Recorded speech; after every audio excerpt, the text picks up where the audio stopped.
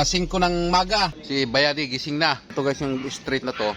Tagal na naming panahon dito. Yan, matagal rin yan dito. Mas nauna pa sa amin yan. Paalis na kami. Tayo na kami sa aming service. Very beautiful. Yan. Dadaan muna kami ng Barangka sa Mandaluyong. Kasi dadaanan namin doon si Vance. Yung anak ng mega namin na Spoking Dollar. Mamaya makikita nyo siya. Naligaw kami. Hanap kami address no. Bye. Tulog pa siguro si Vance. May mong tinapay. Time check, 6:30. Makakalis kami rito, alas 8 na naman. Parang hotel ba?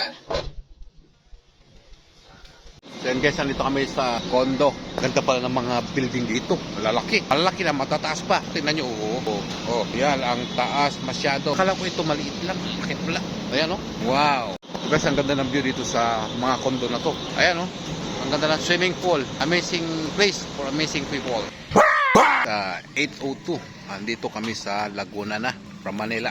Tingnan natin yung umiingay. Kung narinig nyo yun guys, ng bata ko, hinuhuli ko yan. Hindi pa natatapos yung biyahe namin. Nandito pa lang kami sa Mamplasan. Hindi pa natatapos yung aming biyahe. Pupunta pa kami ng Santo Tomas, Batangas. Bye-bye! So next destination, Santo Tomas, Batangas. Nakalabas na kami ng gate. Ito lang kami sa Santo Tomas, Batangas. Hindi pa itong destination namin. Isa lang ito sa pupuntahan namin. Walang traffic Sunday. Bye-bye!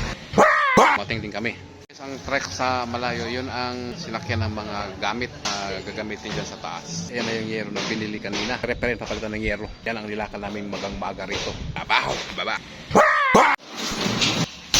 Di mabuksan eh. Di sirain. Yan. Ano pala eh? Sandali lang. Ayun guys, pinapasok na yung yero natin. Yung yero na yan guys, pinayaran namin kayo na sa Santo Tomas. Pagkinan mo labas. So inorbahan nila yan. So guys, re-referin ito. So inuna muna yung bubong kasi para hindi mabasa dito sa ilalim. Pang binili kanina na tubular. Patungan ng yero at yan sa taas. 13 na tubular. Tapos 8 yero na di 20. Saka yan, ano ba yan? Complete shit. Let's go. Akit tayo sa taas. First floor. Re-referin yan guys. Kaya kami pumunta rito. Re-referin lahat yan. So akit pa tayo sa rooftop niya. Second floor. Ay, hindi pala ito eh. Yan, wala na yung hero. Rooftop niya guys. Oh, kita lahat. Ano yung bundok yan? Makiling. Bundok ng Makiling. Gapon maganda mo po rito. So yan guys, yung hero na kanina, dyan nilalagay. Buo. Lalagyan to. Kung mapagawa kayo ng bahay guys, kontakin nyo to si Malong. Yan ang plano. So, ko. Magiging hideout to. Paghapon dito is malamig sa lugar na to. Dito re-referin. Yan. May mga tinanggal nila na kahoy. Bababa na tayo. Yan. Ito ang hagdanan niya. Bababa at pataas. Paikot-ikot. Yan. Umpisa ng referin ito para magamit. Guys, ang hagdanan.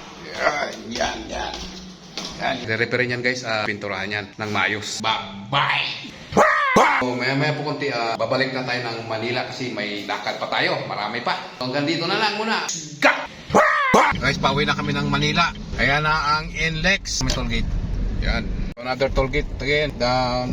Okay. Up. Yan. Mating na kami dito sa Metro Mas. Dito kami sa Cubao, Project 4. Shortcut kami kasi matraffic ang edge sa lakas ng ulan. Hoy, customer ako. Kailangan ilagay mo yung mukha ko. Free. Walang bayad. Ayaw ko na nga. Ayusin mo. Ako, Diyos ko.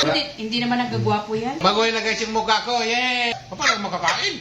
Ano ba yan? Hindi naman ikaw siya now. Yung ay bag. Gabay magukag now. Ayun na guys, dito to sa parlor. Ano ba ito? Tinayo kilulit?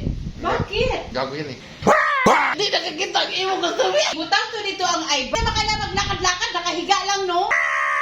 Pasakit pa nila, gutom na ako, di bang kakaon? So yun guys, kakain sila. Di ako makakain.